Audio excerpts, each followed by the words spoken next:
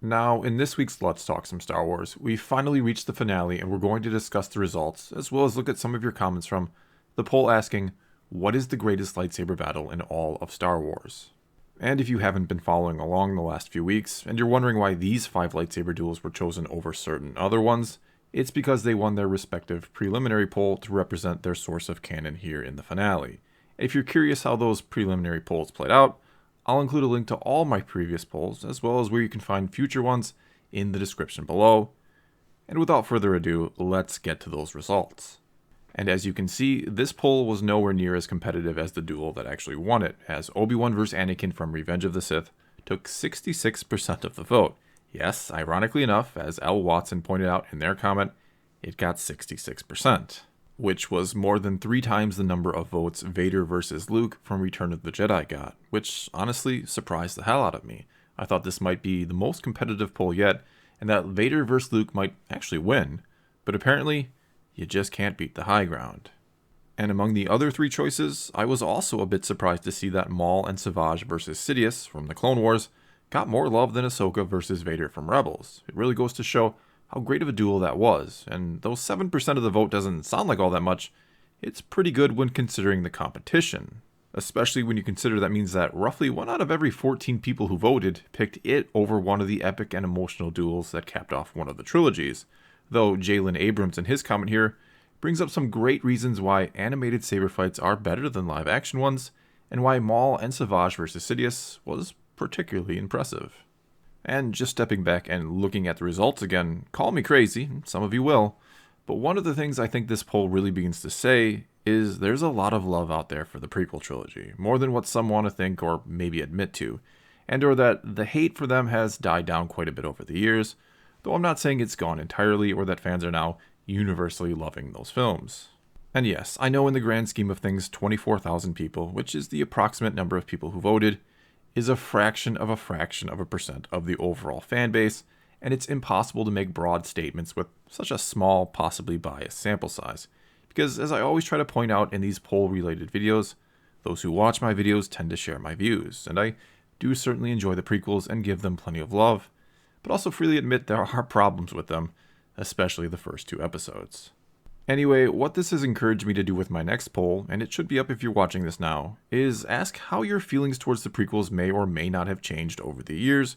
But for now, let's get to some comments from this poll, starting with the top-rated one, which came to us from the Disgruntled Imperial, who said, 2 Jedi in their prime, knowing each other's fighting styles and best moves from fighting together for years. A violent backdrop of lava and eruptions to raise the stakes, with choreography that is definitely practiced, but less of a dance than in earlier prequel movies.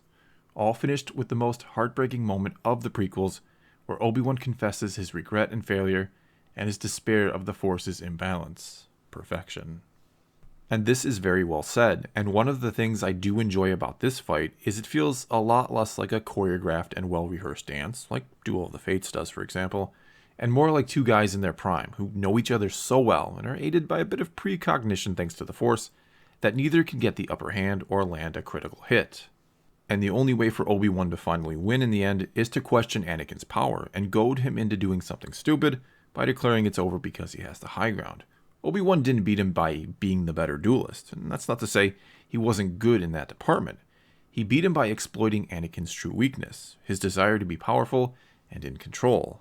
And after he does this, after he tricks him and literally slices him into pieces, the emotions come pouring out of Obi-Wan. He even calls him his brother and admits to loving him, which may be part of the reason why he turned a blind eye to some of Anakin's actions over the years, as well as overlooking the relationship with Padme he at the very least had to suspect was going on, which then only fuels his anger towards himself because he could have prevented all of this, and the regret and self-loathing could have easily been his breaking point and destroyed Obi-Wan.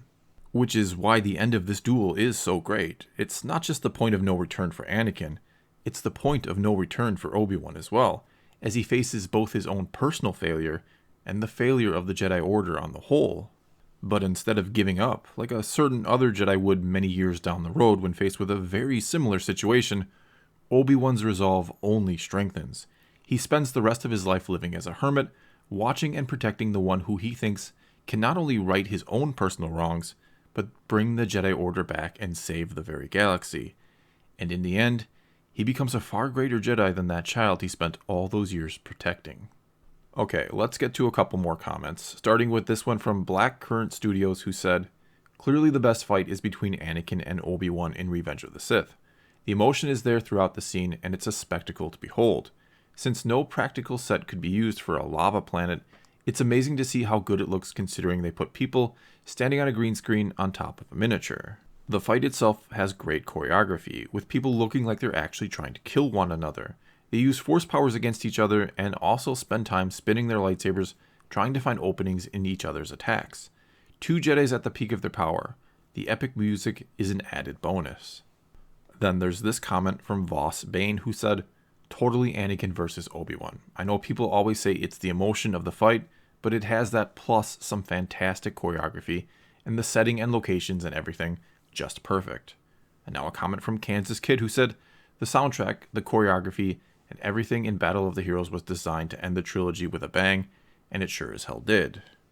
And yes, in terms of sheer spectacle, it's honestly hard to beat or even compete with this particular duel. Sure, you can say it's a bit long and over the top at times, but it looks and sounds amazing, and there are few better settings for such an epic fight than a planet covered in lava. And the very first time I watched it, despite knowing more or less how it was going to end, it had me on the edge of my seat.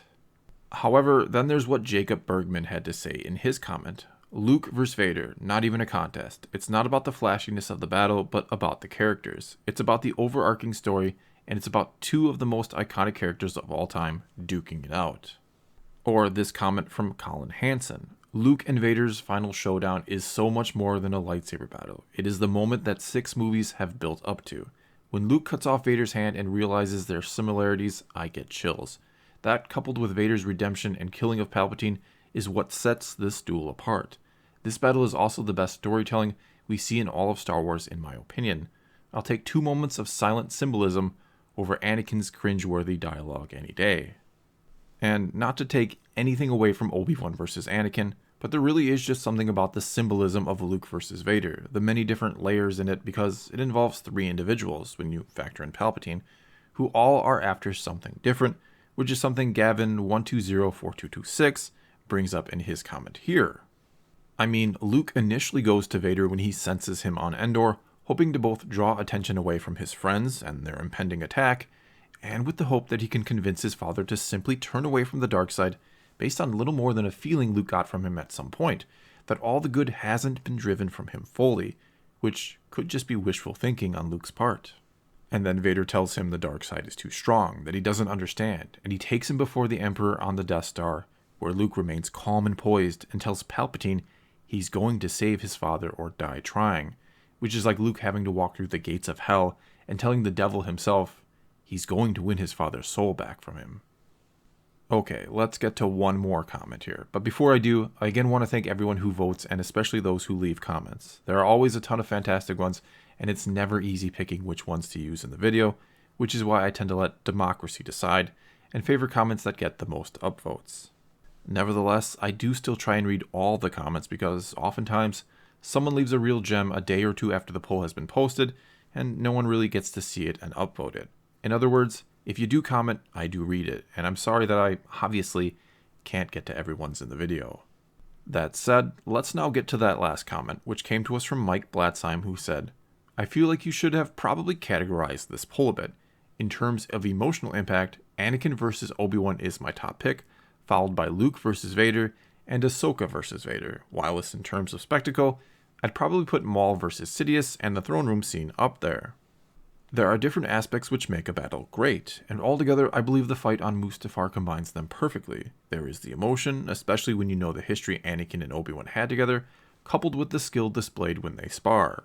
Then you have the spectacular environment with ever-changing locations in which the fight takes place. Symbolism is also there, as Order 66 has happened, and the end of Anakin and Obi-Wan's friendship and the hatred that replaces it are synonymous with the death of the Republic and the rise of the Empire. Finally, let's not forget the dialogue, which gave us lines such as, "You were my brother," "From my point of view the Jedi are evil," "Only the Sith deal in absolutes," and of course, "I have the high ground."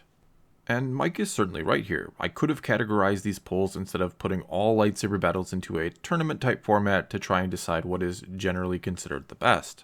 However, one of the reasons why I use such a generic term like best or greatest lightsaber battle, instead of asking which one is emotionally the most impactful, or visually the most impressive, or even which one is the most realistic, is because everyone looks at Star Wars differently, which is one of the most fascinating aspects of it, I think. Some just see space wizards fighting against other wizards with laser swords, while others see a clash of moral and philosophical ideals, or maybe just the simple struggle of good versus evil, or just the struggle of individuals to do what is right versus what is wrong. And I was curious to see by what standards people would judge these duels when left to their own interpretations, and which would then win. And though my personal vote would go to Luke versus Vader in Return of the Jedi, partly because it's my favorite movie and partly because I love how it beautifully wraps up everything, I certainly understand why Obi-Wan versus Vader won this. It hits on all three of the important factors people seem to judge these battles by, which, after reading a few thousand comments over the last few weeks on all of these 6 polls, is impressive visuals, symbolism, and most importantly, emotional weight. And one of the curious things I took away from the comments of this last poll here are how many people see Obi-Wan vs. Anakin in Revenge of the Sith as the culmination of all 6 movies, which, don't get me wrong, does make a lot of sense because, chronologically speaking, it was the last one to be released. And I certainly wouldn't say you're wrong by any stretch if you see it that way.